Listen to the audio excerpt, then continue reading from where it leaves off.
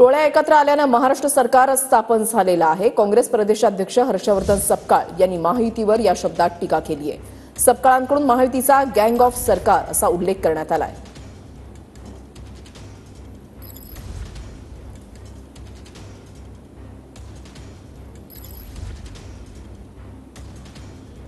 महाराष्ट्राच्या सत्तेत तर टोळ्या एकत्र येऊन स्थापन झालेले सरकार आहे आणि या टोळ्या एकत्र आल्यामुळे सरकारच्या मंत्र्यांमध्ये बेबनाव अहंकाराचा खेळ हा आपल्याला सुरू दिसतो।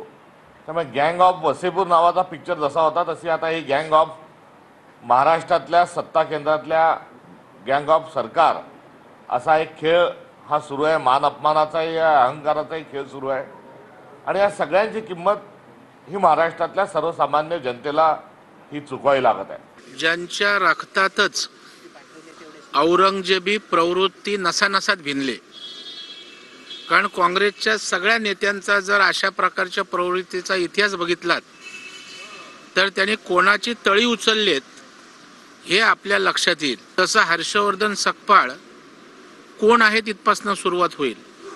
पहिलं त्यांनी महाराष्ट्रात ओळख करावी, स्वतःचं एक व्यक्तिमत्व किंवा जनतेच्या मनात विश्वास होईल अशा प्रकारचं काहीतरी करावं, मग तुमच्या बोलण्याला कोणतरी किंमत देईल।